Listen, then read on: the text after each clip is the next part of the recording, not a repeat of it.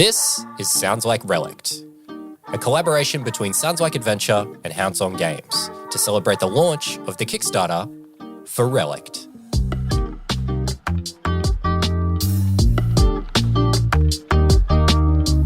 Hey there, thanks for joining us. It's episode 1 of Sounds Like Relict. Welcome. Now, if you're just joining us, go back, check your podcast app, because there's an episode that came out before this one. And in that episode, Chris joins Chai, Jacob, and I, and he breaks down everything you need to know about this campaign. In that episode, we also go through characters and stuff like that, but if you just want the key details, it's all in the first sort of 5 to 10 minutes of the episode. Now, if you did skip the back half of that episode where we introed our characters, let me just break it down for you quickly. So Jacob is playing Leopold Bryn. He's a dwarf.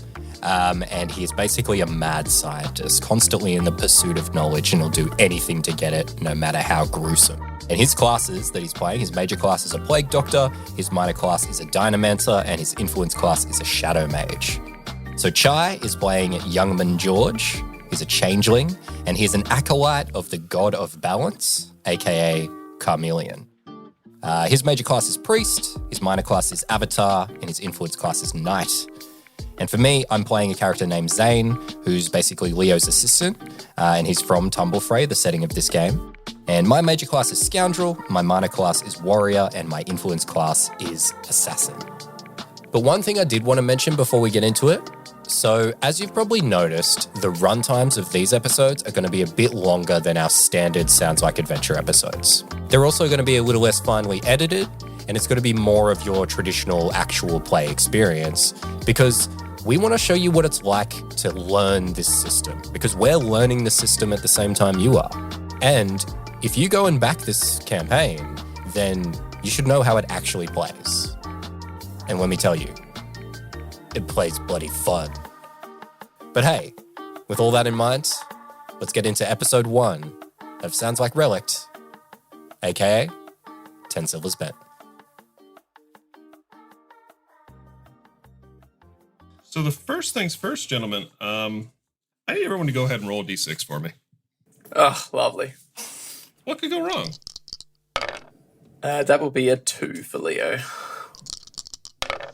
Roll a 6. I've rolled a 1. Yay! All right, yeah, that roll probably won't come up again. Oh man, I've loved this already.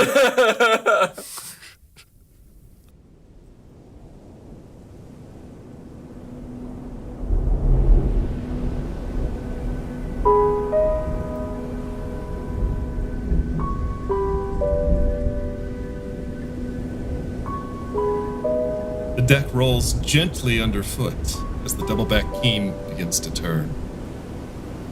We're past the shackle, announces Biff, the only prisoner who's got a bunk near the lone porthole in the hold of this prison barge. Murmur of beleaguered relief sweeps through your fellow prisoners. It's been 2 months since the double-back keen left Tumblefrey on a penal voyage. 2 months of dangerous, back-breaking work. Manned winches and tackle, dredged and dove to salvage the wrecks that dot the rending sea's coast up and down. All done under the savage and brutal eye of the rending sentinels.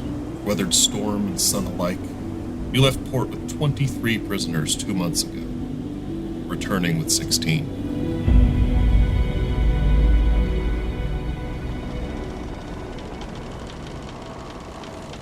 What's George doing right now? George is stacking like the large ropes. He's just like coiling them up on deck. It's pretty it doesn't sound like hard work, but it's actually really hard work because like all these ropes, they're wet, they're full of salt, they're thick, thick as an arm. It's hard work. So he's sweating away, and he's in the form of a very muscular big man at this moment. As George finishes piling up the last of this several bundles or coils of rope, kind of getting the deck in order as you're heading into port, you see the shackle gate.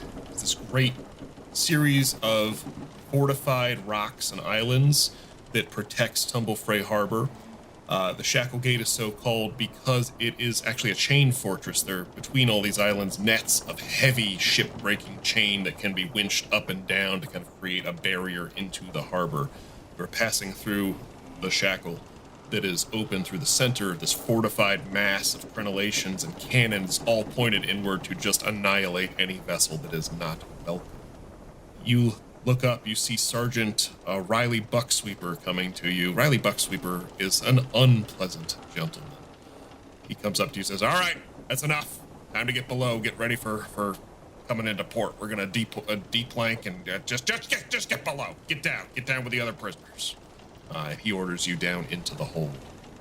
I know, I've seen this fella. I've studied this fella. And he's an ass.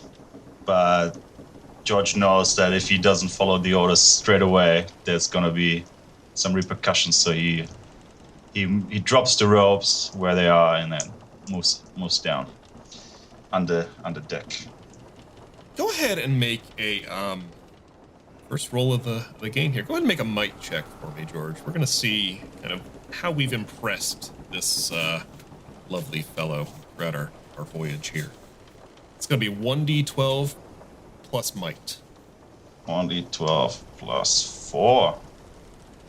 George is a strong boy. So that is that's a 12. That's a 16. Immediate crit. Okay, so when you get a crit in Relict, George has rolled a natural 12. A 12 on a 12 is a crit. You have generally 3 options, and I'll run through them real quick. One of them is not really going to apply here. First option, simplest option, you can explode the dice. If you're trying to do something very hard, you keep the 12 and roll it again and add the extra roll to potentially do something well beyond your normal needs. Great. Second option, this is the one that doesn't really apply in this situation, but I want to detail it here because it's going to be fun later when it happens. We have things called critical effects in the system. The most common of these is something like a weapon. So your sword might have a critical effect where it can inflict bleeding damage on somebody in addition to its damage. So you have the option to invoke a critical effect if you have something like that. Certain classes also have them in different conditions. So if you have them, they'll come up. The third option is what I would advise George to do right now, but you do you, babe. Third option is going to be to take what is called a fate point, which is perfect for a situation like this where you've critted on a check that probably isn't that consequential. You can take a fate point and spend that later on different buffs or effects when it's more convenient. It's a way to bank a little bit of good luck for later. Fate points are almost always, for one fate point, mind you, almost always not as powerful as like a critical effect in the moment, but that's the price of being able to save that little bit of good luck later. And if you save up enough of them throughout an adventure, you can do some pretty powerful stuff by spending like 4 or 5 at once. Having said that, fate points do go away at the end of a quest arc when you take what's called a full rest, so use them or lose them. What's George want to do with this lovely 16 that you've rolled right out of the gate? So I had a really cool idea, but now that the fate point is on board. You've still very well succeeded at this. Let me be clear. The roll still happened. It's just, do you want to roll again or do you want to fate point it? Okay, I think for whatever I can do with the rope, 16 is probably more than enough. So I'll fate point it, and I can take a note that says like, because I'm a good rope guy. Yeah. So what that might check tells us is a might is all about physicality and the athleticism of your character. You've been on this voyage for 2 months, right? Sergeant Bucksweeper is a guy who very much likes inflicting pain and torment on people that he can technically get away with doing it to. With a 16 might, he has clocked over the course of this voyage that George is not someone he's going to target. Like, this is, I'm gonna go on, get down below. And he's kind of making the calculus of like, I'm not gonna try and physically encourage George to do more than just, he's listening, that's good enough. Wise choice. So George heads on down. A bell chimes, signaling that the prisoners in the hold as George enters should assemble. You all hitch up the weights that you're all strapped to. Around your waist for this entire voyage has been chained a lead weight with an eye hole through it. A little incentive to make sure no one gets any ideas, and they can easily be pushed overboard if prisoners get out of line. Prisoners groan and grumble more than usual, and you notice that many of them are sluggish in their movements. The illness has been passing through the ship for the past few days. Most of you have blamed the food or the water spoiling. Avoiding those has left some people hungry and thirsty and not much better off than the sick. As the dock nears closer, you hear the cry of gulls. Above, you hear the dock workers through the hull, muttering. Suddenly a large crash echoes through the ship, and you all lurch as the ship collides with something. I need everyone to go ahead and make either a fortitude or a precision check. And I'm going to tell you the target for this one is an 8 on either of those, so your choice. All right. Do tell me which one you use, though, because, I'm going to use precision, and that's going to be a 9. Okay, so Leo, precision 9. That's my fortitude. That's a nat 1. 4. Okay, roger that. Yeah, you wanted to be the balance character. Oh, here we go. Yeah, Zane out the gate with another crit. Yeah, and I was rolling precision there, so +3. So I rolled a 12, +3, 15. Our two precise characters manage to kind of leap up, grab onto the bunks, hold on, as everyone around them kind of goes tumbling and falls forward. George, coming down the stairs. Stairs go out from under you. George faceplants. As that happens, as everyone kind of goes flying around you, Jacob, why don't you go ahead and tell us what your character is doing?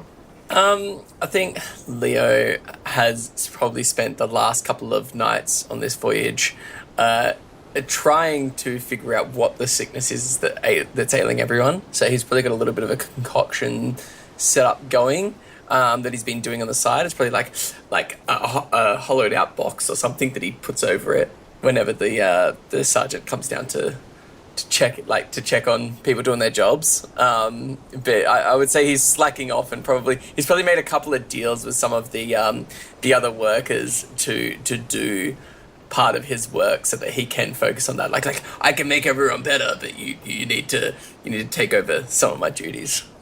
So as the ship lurches, Leo catches himself. I'm going to say you look over and you see one of the other prisoners you've gotten to know throughout this voyage. His name is Noodles. That's not his given name. He's named Noodles, and I think Leo probably connected with Noodles pretty well because Noodles, when he was younger, had a alchemical accident. Noodles doesn't have any bones in his arms. So that's a fun thing. Noodles is one of the guys you kind of worked out a concealment deal with, and he's been trying to help you out. Noodles tried to catch your concoction that was hidden as the whole ship lurched on reflex, not really remembering that he doesn't have any bones in his arms. So I think Noodles is probably covered in some slop of whatever you were putting together. Oh, that would not be good. Yeah, what do we think's happening to Noodles right now as he's like kind of... I think there would be like stages. Like the first bottle hits Noodles, and it's like an acidic, like caustic burn. Like he starts to like sizzle, and then another bottle hits, and it immediately cools it and calms it, and like goes back to normal. And then just like it's just like a rainbow of effect after effect after effect. No, it's really cold. Oh, it burns. Oh, it stings. Oh, Leo. Oh, it's blistering. Oh, it's blistering. That feels nice. Am I gonna be okay? Leo probably looks at him and glances around the room a bit skittishly, and he's like, "Sure, why not?" Very. Well, I trust you implicitly, so I'm going to take you at your word on that. It'll probably be fine. It's fine. I mean, we've had... it'll be fine.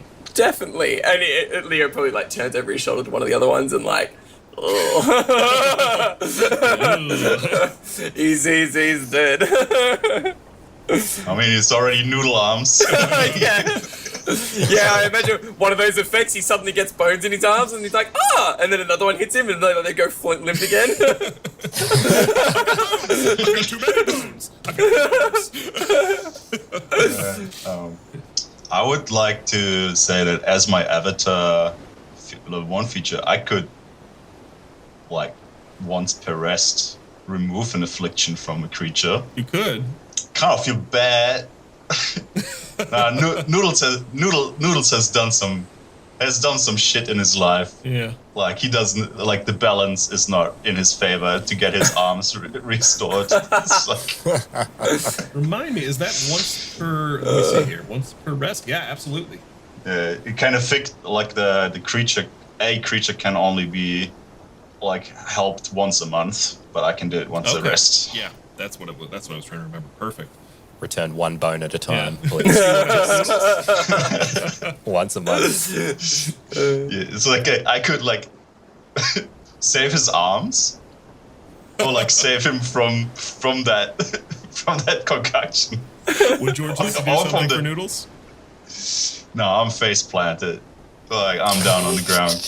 I don't even see that happen yet. All right.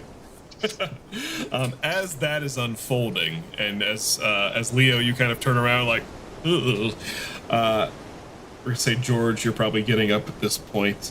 A few moments later, Sergeant Bucksweeper comes down behind George. The door down, the barred door is closed now into the hold. He commands everyone to quiet down. Minor collision with the dock. Don't worry about it. It's none of your business. A chain is passed through the door. All the prisoners, you know what the routine is at this point. Whenever you're being moved in mass, they pass this chain down the hold, and you're all expected to thread it through the weight tied around your waist, the little eye hole there, and then it's locked at the end by another guard. So you're all effectively chained together in one big line.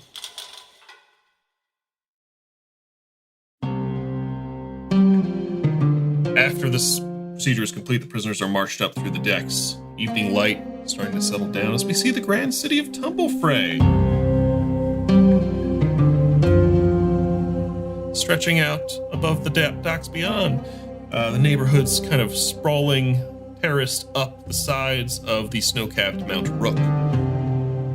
Interspersed among the brick and plaster of the city are tremendous ruins, the size of which is almost incomprehensible. The city is famed for these. No one has ever really figured out where they came from. Some primordial civilization of colossal people, supposedly. But your guess is as good as anyone else's. Doesn't matter right now, though, because Sergeant Bucksweeper orders you all down the gangplank.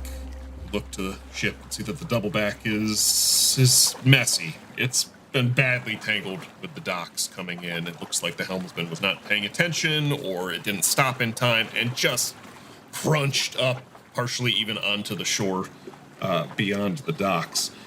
Gulls are screaming and circling, ever present in this portside city, but swarming to the mass of flotsam and jetsam that is being ejected from this wreck. Diving in to pick up scraps and netting and wood and whatever else they can get their hands on, their beaks on, I suppose. A handful of sentinels are arguing on one side of the dock with a group of dock workers. Those of you who have been on a penal voyage before know what comes next. You will be marched to the guardhouse in the nearby gate district and for final processing and discharge. Bucksweeper, all right, line them up. Everyone quiet. I gotta run through the speech. He runs through the usual prison discharge speech in a very bored monotone.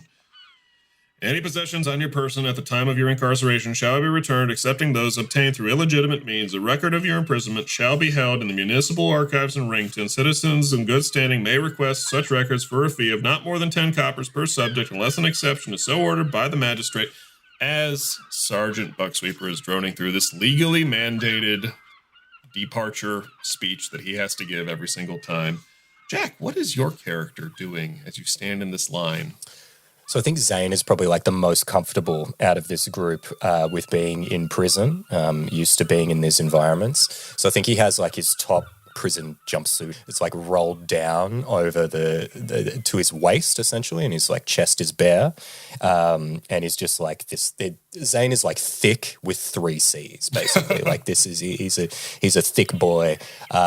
He's obviously strong, but he's not like muscular. He's just like got a lot of heft. He's farm strong, he's like, you know, glistening from the sweaty work that he was just doing, and he's probably not taking whatever's going on all that seriously at this point in time. He's just sort of like, it's all old hat to him.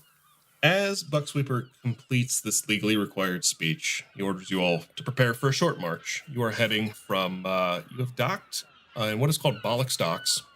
Just past the Shackle Gate, Bollock's Docks. Some of you are locals. You would know the story here. This was once a shipyard, or it was supposed to be, until a typhoon came in and knocked all the half-finished ships up onto the shore and into the buildings, which were not up to code. No one really wanted to pay to fix any of that, so what remains is a number of buildings with ships sticking out of them that have kind of been adapted into mostly functional structures that have all sorts of fun businesses that in a little community that has developed down here. The official name for Bollock's Docks, of course, is Pier 9. Nobody calls it that. You are being marched as we speak up to the Gate District. There's a guardhouse just inside the gate there. It's the main entrance from this part of the docks into the city proper to be processed and discharged. At this point, your items and possessions will be returned to you. Is anyone doing anything as we kind of begin this short march here? It's literally like 5 minutes up the hill. I think Leo's already like in his head making a plan of like, I need to see this person about this. I need to see this person to restock on my agents and stuff. Like he's immediately like, I had it. What do I need to do to get back to scratch with my stuff? Yeah, I would say George has noticed Noodle's predicament at this point. I would say like Noodles is probably like chained in front of him. And Noodles is going through all these like weird like reactions. Noodles at this moment a mist of like magenta colored fog is kind of wafting up from under his shirt, and he's doing his best to convince himself that that's not a problem. Yeah, no, Leo would be reassuring him half-heartedly whenever he asks Leo what's going on. Leo would be like, "Oh, it's normal. It'll pass away in a little bit. Don't worry about it." So George would like to activate his Credo of Balance to see if it would help the balance to help Noodles out. So he chants like under his breath, so no one like can actually like notice it. I'm a man without conviction. I'm a man who doesn't know how to sell a contradiction. I'm a just soul whose intentions are good. Oh Lord, please don't let me be misunderstood. And then the shine comes out of Noodles. As you invoke this obviously very heartfelt cry to the god of balance, Carmelian. We're not going to get copyright struck, right? It's fine. We're off to the races. As you invoke this creed and reach out to your god, you see Noodles' aura is in fact quite far into the crimson spectrum. Noodles has lived a rough life. I will say, if you had done this at any point during the journey, well, you tell me, have you done this kind of to other people throughout the ship as you've gone, or have you kind of play this close to the chest? Like the way George would have thought about it is like the whole journey of the penance, like that, like being on the ship, that will shift the balance. Because like there's obviously some bad done to them for something bad they did. So like they kind of balances things out. So he wouldn't have done it other than maybe to his two compatriots to see like, where were they standing? What was their initial balance, maybe. Gotcha. Okay, well, as you're invoking this and watching, you are seeing Noodles was actually kind of surprisingly not golden, but like less red than others you've seen. As you're marching, you are seeing his aura actively shift into the red. Like, this is getting worse for him. All right.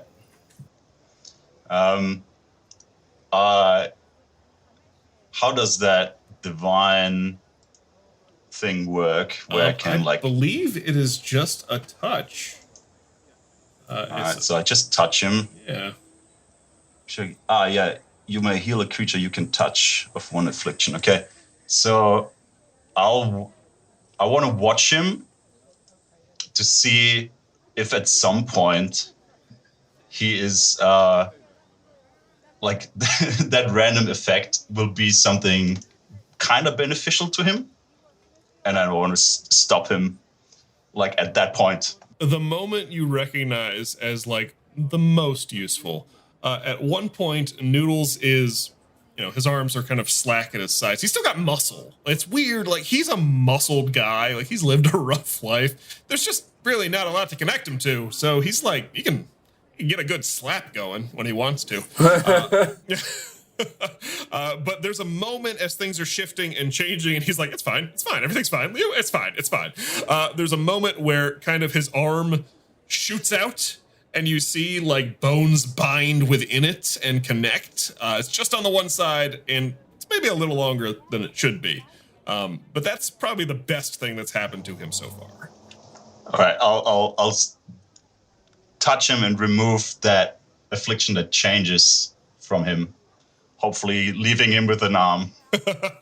You see a kind of particulate mist of just like multicolors, like pearlescent, like oil soap bubbles, just sort of like dissipate off of where that half-finished concoction had spilled onto him. And he goes, huh? Hey! I've got a hand! Well, I have two hands, but I've got a full one! This is great! You would see Leo's probably doing like mental arithmetic galore, like how did that work? What caused that? Rah, rah, rah, and making like so many mental notes on like how could I that could be used for this and, Leo, go ahead and make a knowledge check. Okay, sweet. I think ultimately he'd be like, what would happen if I did that to someone who already had bones? It's too many bones. Go ahead, take your fate point. Yeah. That's a 12, dear listeners. That is a crit. There's a 12 plus 2. 14. All right, fair enough. I'll take a fate point for that. We've had like 5 or 6 rolls, and half of them have been crits. Like, statistically, I want to be clear here. There are percentages that can apply to dice that are random, and this is ridiculous. Okay, yeah, take your point. No, we're gonna get cooked later. It will balance out. It's fine. I've got so much pain to throw at you. I think Leo gleans some really interesting alchemical properties from this little interaction. It's not the experiment you wanted to run, but it's certainly something you can make some notes on and maybe play into some concoctions later. This is a pursuit for later, for sure. Looking up Noodles later and kind of seeing how this all has progressed and what you can learn might be quite valuable. You guys are marched up through the gate to the guardhouse. Have any of you ever been arrested in Tumblefrey before? I think Zane definitely has. Yeah, so same as Leo. Leo definitely has as well, for sure. But I think for Zane, like many years ago. I'm not sure about George. All right. I think George is probably not as frequent a flyer here. I think Leo's would be more like infractions, like they'd be like a slap on the wrist sort of thing, and I think this would probably be one of his first like big offenses where he's had to have some actual repercussion. So George and Leo, you guys are brought through. You're given just kind of a general like bucksweeper level speech of like, all right, your items are being returned in the condition they were found. We're not responsible, et cetera, et cetera, et cetera. Go ahead and roll each of you a D10 for me. Will do. That'll be a 6 for Leo. 6 for Leo. D10. Oh, that's another crit. Chai is on 10. fire today. Well, fantastic news. It'll only go downwards from here. Yeah, fantastic news. Leo, you've got 6 copper in your possessions. The rest of your items are all returned. Whatever gold you had on you, not so much. Turns out you had 6 copper when you were arrested, allegedly. Chai, same for you. You got 10 copper to your name. Congratulations, you're doing quite well for yourself. Nice. Zane, you, I think, know what happens at this point. Repeat offenders in Tumblefrey. After your first one, the joke is first one's free. Every penal voyage you are sent on after your first, you step into a room, the guard grabs you by the scruff of your neck, holds a pair of shears up to your ear, and cuts a notch into the side of your ear. A wad of gauze is slapped against your head, and you are pushed out into the processing area with the other prisoners, several of which have just gone through the same treatment as you. I will leave it to you to decide how many notches Zane has on his ears at this point, but this is a mark that the Rending Sentinels leave on people to tell everyone else that you have been on more than one penal voyage. Because they're not nice people. I don't know if you've picked up on this vibe, but... I think Zane has 2 notches. I think this is his second. This is his second. And he comes out, he's probably holding his ear, and he looks over and probably sees someone who has 1. And he's like, hey, first time. Yeah, it hurts, but it's not atrocious. You've certainly dealt with worse, I would assume. The first time is worse. You are also given your stuff, so you guys have all of your equipment, your starting gear. Return to your person now.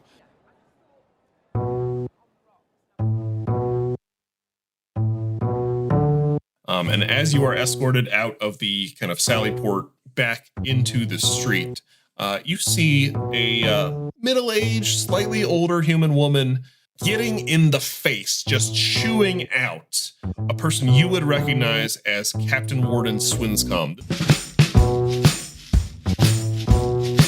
This is Bucksweeper's superior officer. He was the captain of the ship. On smaller prison vessels in Tumblefrey, they're actually called captain wardens. On larger prison ships, there is both a captain and a warden in different positions, but here, it's just him. So higher ranking officer, and this woman is just dogging him. I want to know where they went. I want to know what's going on. And he just kind of shoves past her, is like, I don't answer to you, and walks away. And this woman is standing there fuming. She looks to see you guys emerging. Anyone want to do anything at this moment? I think Leo would take note but not take part yet. Would I recognize the woman at all, or like get any semblance of her affiliation just by sight? I don't know if Leo would. Actually, Zane, you're the local boy here. Why don't you go ahead and make a knowledge check for me? And for you, this is going to be a 4. Leo, I'm going to say you can do it as either of you can do it as well. Your check target is going to be more of a 10. Is that person connected to that grave we robbed? Potentially? No immediate connection comes to mind. I'm not going to make you check for that. Okay. Leo got a 5, so he doesn't know anything. Zane, I've rolled a 5 plus a 1, so I only got a 6. Okay, well, we said yours was low. I believe I said a 4, correct?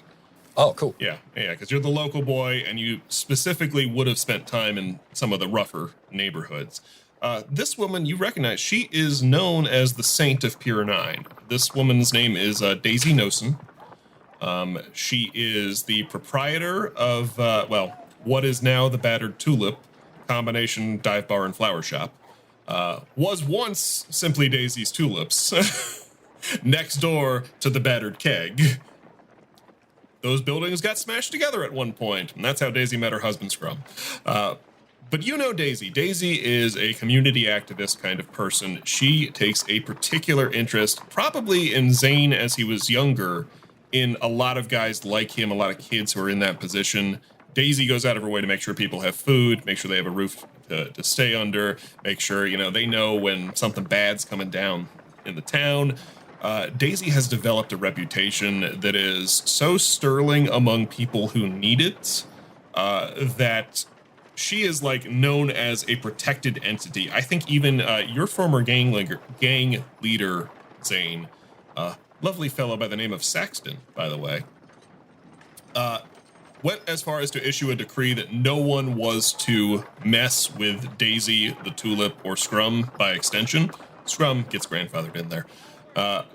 No one was to mess with them on pain of exile from the gang.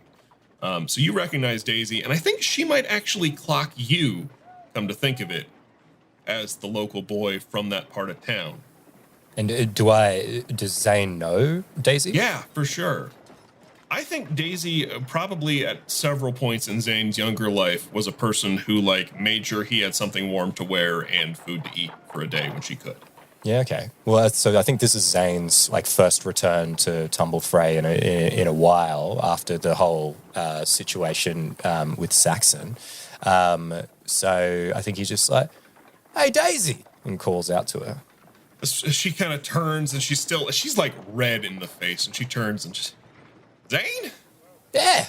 Oh my God, Zane, how are you? How you been? Yeah, it's a long story. Yeah. But you got the god. Did they notch you? yeah, it's second round. You know how it goes. Number 2. Yeah, not as bad as the first one. Yeah, first one's free. What's going on? What's going on with you here, though? My idiot nephew got sent on this. That ship that crashed down there on the docks a little while ago. The Keen Doubleback. Oh yeah, I was just on it. You were on the double. No. All right. Zane, I gotta ask, my nephew was on that boat 2 months ago when it left, and they're not telling me anything about where he went, what happened to him coming back, and it's my brother's kid. I gotta find him if I can. So have you seen Castle at all? I don't know if you know him or not. Little short guy, kind of brown, red hair. Does he have arms? Or are they noodly kind of arms? Yeah, not Noodles. Noodles is a little crusty and old for my siblings. I'll put it that way. Yeah. Oh, Noodles. Oh, you know Noodles. Yeah, okay. Yeah, we all listen. We like Noodles. I saw he's got an arm now. Well, he had 2, but he's got a filled one. Leo in the background takes a bow. Yeah, it's part of the long story. Bring the Leo. Come over here. Meet Daisy. Hey, Leo. It's a pleasure to meet you. Friend of Zane's a friend of mine. Yeah, I've been working with Leo for the last while since I left Tumblefrey. Actually, it's been hanging out with Leo. Oh, that's great. I mean, that's awesome. I love it when one of you kids kind of gets out there. Yeah, I think Leo to Daisy would be like, "Well, my friend here, your friend here, has been quite the assistant." Oh, that's fantastic. What kind of work are you in there, Leo? A little bit of this, little bit of that. Right. Well, hey, I know a lot of those kind of folks, and so does Zane, if you catch my meaning. But hey, it's great to see you kind of getting your stuff together, getting out in the world. That's just fantastic. Listen, would you mind? Who were you looking for again, though? Sorry, I think I missed it. It's my nephew. His name's Castle. He's younger than you. He may not have been out and about while you were running around. Leo would probably gesture to George here, because George seems to take note of people a lot more than himself. Yeah, you see George. He's trying to don his armor. It's not going well. Yeah, Leo's like, "George, did anyone by the name of Castle on our ship?" So, no check necessary for this. None of you remember meeting, talking to, or seeing a Castle. Doesn't ring a bell. Does he go by a different name sometimes? A Cass sometimes, but it's Cass or Castle or Cass. Don't call him Cass. He gets upset, but it's kind of cute. Whatever. He got picked up for some stupid shoplifting thing a couple of months ago, and they sent him out on the double back. It was supposed to be a salvage voyage. Not rough. Bucksweeper's an ass, but not terrible. I wasn't expecting. I was supposed to pick him up. I don't know where he went. I have to say, while this is not maybe communicated that well, but it is very rough out there, and we've lost a quarter of our numbers. Yeah, no, I understand that. It's listen, the kid's a screw up, but I do love him. It would be real tragic news to bring back to the family. but they're not even telling me that. Like, usually, Zane, you know, like, when you go on one of these voyages, they come back with a manifest and they record who went missing. They're telling me, like, I have the manifest from 2 months ago. He was on that ship. I watched him get on it, and I watched it leave port. They're not telling me anything now. I'm trying to figure out what happened. Like, I can't go back with nothing. Listen, I don't want to stand here and argue in front of the guardhouse. Would you guys mind coming by the Tulip, and we can hash this out there? I'm going to see if anyone else knows anything, and I'll be over there in a few minutes. Yeah, sounds good. Do we remember, like, an event maybe at the beginning of the journey that we met up with some other ship or something where someone could have, like, disappeared? I'm going to give you 2 options now. It's either one's a check. You can either make a knowledge check or a willpower check. It's your choice. They will reveal different things, and pick one. All right, let me consult my trusty character sheet. Let's see. So willpower is my major primary stat. So I would say that would probably be the thing I would go for. Just as a knee-jerk thing. So that's D12 plus 4. D12 plus 4, you rolled a 1, so a total of 5. There is no 1 as an automatic fail in Relict. We use a D12 system. Means crits are a little more common. So would be automatic fails, so we don't do that. It's just a bad roll, right? I will point out, you have accumulated a couple of fate points in our lovely little introduction here. So if you wanted to spend those to buff this result, that is an option you have before I reveal kind of what the consequence of this is. Okay, can you explain what my options are using those will points? Yeah, so if you go to that page in your packet where you recorded your fate points, and this is recorded on the website, it's on our GM screen, it's a couple other places, there's basically a menu there. You can see how many you've accrued, and each of those options costs a certain number of fate points. So you could potentially spend up to however many you have. Yeah, so I can choose cost for 1. I can add 1d8 to an attack or check I make. And you can also, if you would like, you can spend multiple fate points as a free action as part of the same transaction. So if you wanted to spend multiple on the same effect, you are absolutely welcome to do that. All right. I only rolled 1 crit, and the D10 didn't add to that, I don't think. So, yeah, let me choose the first option. I'll add 1d8 to my roll just now. So that was a 1 plus 4, 5, and then add another one. Sure. Yeah. That is 3 ones in a row. The penalty is stacking rope real good. Yeah, I told you. Yeah. Told you. It's all about balance. Well, all adds about up balance. to a full 6. All about the balance. Yeah, Carmelian is pleased. All right, so you got a 6. It's not atrocious in a D12-based scale. It's not great. So here's what I'll say. As you kind of delve into your memory, you're trying to think of the voyage. Like, did I see this kid somewhere? Did he go overboard? Like, what happened? You don't really come up with any answers. But I think George is kind of in tune enough. Like, you're an observant guy. You're kind of keeping tabs on, like, the balance and, like, who's doing well, who's doing poorly. And as you're kind of searching for these answers in your mind, you feel there's some resistance there. As you kind of try and focus on this topic, you come up against a wall.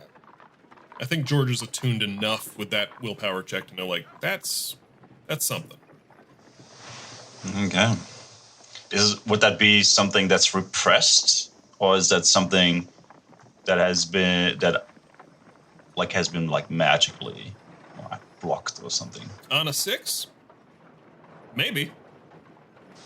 Okay. I will answer to her. I feel like there was something, but I do not recall what exactly happened.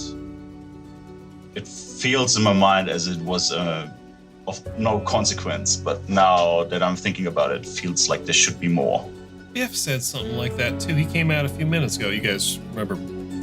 Yeah, I tried quizzing a couple other people before I saw the captain walking around. A couple of y'all said some weird stuff too. I don't know. I don't quite know what to do with that. Could you? I don't know. If you guys, you have a place to stay tonight? Not currently, no. All right, we got some rooms down at the Tulip. You know, it's nothing fancy. It's bunk rooms. But if you wouldn't mind coming on down, maybe we can try and unpack this over some meals, some drinks a little bit, and maybe see what's going on there. We'll put you up for the night. No charge. A meal does sound good. All right, fantastic. Well, I'm gonna head back. If you see any of the other guys off the ship knocking around, would you mind asking them for me? Yeah, Daze, before you go, I just need to ask you a quick question. You got a few seconds? Yeah, Zane, what's up? Is Saxon, is he still hanging around these areas? Yeah, Saxon's still hanging around. I mean, he's actually gotten himself in a bit of hot water. There was this kid Delg was his name, little guy, little dwarf kid, was running with Saxon's crew a little while ago. Got mixed up something with the Sentinels, and they enforced on him. They put him in the ground. So Saxon's around, but he's been hanging low ever since all that went down. Oh, jeez. Well, yeah. If you want to do us a favor and just maybe just don't let anyone know that I'm back yet, if that's okay. Zane, I got you. But first of all, Saxon's a dumb sack of bricks, but he ain't dumb enough to mess with old Daisy. You know that. Yeah, no, I know that. Yeah, I'll knock him up and down the dock. I don't care. I won't say a word. But you're good. Yeah, cheers. Appreciate it, Dace. Thanks. We'll see you later tonight. All right. Yeah, come on by. It's getting a little late, but we're open. I'll be there, and if I'm not around, Scrum's there. He knows who you are. I'll tell him. Oh, great. Yeah, looking forward to seeing him. It's like, guys, could you help me with those straps? I just can't reach behind my back. Zane's straight away comes up, starts helping. After 50 minutes, we're done. No, I don't know how long it will take to do the couple armor. Minutes. Yeah. Leo would be doing some mental arithmetic and stuff to figure out how much he needs to build back up his stock of potions and bits and pieces again. Leo, as you're standing there, I think Noodles comes by and goes, high five! Leo looks up and goes for the high five, and then as the hands hit, Leo sort of grabs his hand a little bit and pulls it down and starts examining the arm. Go and make a knowledge check. Yeah, this is going to be kind of a medical thing. Cool. That will be a 1 + 2, so 3. You're pretty sure most of those bones are where they probably supposed to be. I don't know. There's definitely bones in there, and I think Noodles is just real happy to have some. Leo is Noodles. If I guess we could change your name to Noodle now, but you're right. If you ever get the inclination, do seek me out. We could maybe see what we could do with the other arm. That would be something interesting. The rash is not. Well, I guess actually the rash is cleared up pretty well. I don't have any. I mean, a little private there, Leo, but my chest hair all fell out. Is that normal? It can happen sometimes. Yes. It should grow back in weeks, maybe. I got a girl over in the Tangles who was real sweet on that, but I mean it's listen, all right, I don't just doctor-patient privilege, right? We got a relationship going. It's not so much that it fell out, it did move. The agents that grow the bones also grow the hair, and well, sometimes the skin doesn't want to hold on to the hair and it grows out of the hair. I've always thought that hair was just kind of like small bones, right? Sure. Yeah, that makes sense. All right. Yeah, so listen, I think I just saw Miss Daisy walking by. I gotta go catch up with her. I'll be down at the Tulip in a little bit if you, I'm sure we'll see you there. All right. Yeah, that's great. All right, I'll see you later. High five. He high fives him again, but like You hear something crack, and he goes, "Oh no!" As he's leaving, Zane calls out, "Yeah, the chest hair moving. It's normal. Happens all the time when they get spilled on you." Second point of confirmation. I trust you implicitly. It's Noodle's catchphrase. So Daisy invited you to come down to the Tulip to spend the night, effectively, have dinner and stay overnight, have a rest. You've got maybe an hour or two before the sun fully sets. I think Leo makes a point of, can we just stop by one? I do need to get one thing on the way there to restock. Yeah. George speaks up and says, "I've tried to remember the little guy Castle could have gone, and I feel like I should remember, but I don't. Do you remember anything?" I think Leo with the mention of like feeling like should remember. I feel like it'd be, something that alters the mind. That's a power Leo wants. So, with George prompting this, I am gonna let the other two, but I'm going to be specific about it. You guys can take a crack at a willpower check yourselves. You're not going to have access to the same kind of information that George might have maybe done. But I think with him kind of prodding that, like, there's something here, I think that opens you guys up to kind of delving in that same direction. Great. So willpower, I don't have anything on willpower. So is that just a flat roll? It's a flat roll. Cool. Leo rolls a 1 + 2 is 3. Whoa! Hey! And I roll a 12. Are we ever gonna roll anything in between? Like just 1s and 12s No, only. The gods of balance have spoken. They were invoked. Okay. I'll take my fate point. Leo and George, you guys are kind of conversing. All right, yeah, it's. All right, I don't know. It feels deja vu. I don't know. Zane, as they're having this conversation, you are kind of just doing your straight man thing, kind of off to the side, like letting the doc have it out with this weird guy you've kind of met and got to know over the last couple of months. And as they're kind of touching all of these different topics, I think you sort of, I'm going to describe it as fall backward into your mind a little bit. Like there's a sense of tunnel vision and also like a zooming of like an out-of-body experience that kind of overtakes you, almost like a strong feeling of vertigo. The Gate District fades, fall backwards, and you have flashes of the voyage, of your trip, of your journey thus far. There's moments you remember very clearly. The Doubleback Keen was on a salvage run, so that's a lot of going up and down the coast. There's all these known shipwrecks, ships that have been lost in a storm or beached on a sandbank, or some misfortune befell them, and your job is to go in and dredge these up, pull up anything valuable. And there's moments of this you remember very clearly. You were on this ship for 2 months. You know, there's first days you were out there, the first ship, the second wreck, the third wreck. And then there's this period of time. You were 100 miles up the coast, working on a shipwreck. And then you were 10 miles from the city, headed home. No, that can't be right. You were hundreds of miles away. We were a couple of days' voyage away. And then after that, you could see the city on the horizon. No, that doesn't track. You were okay, we were down, we were off the point, we're off the coast, we're in shallow water, there was a storm, it was the morning, and then it was evening. We were approaching Tumblefrey. There's a gap of time missing. There are what must have been days where, without delving deep and really prodding at it, like you didn't even notice we're gone. But you can't account for it.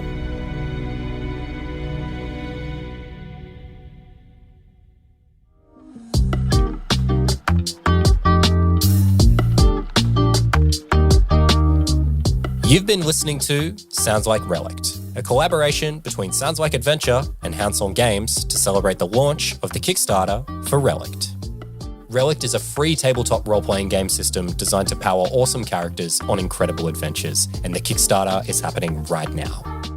So if you liked what you heard today and you'd like to play Relict yourself, head over to the Kickstarter and back the campaign.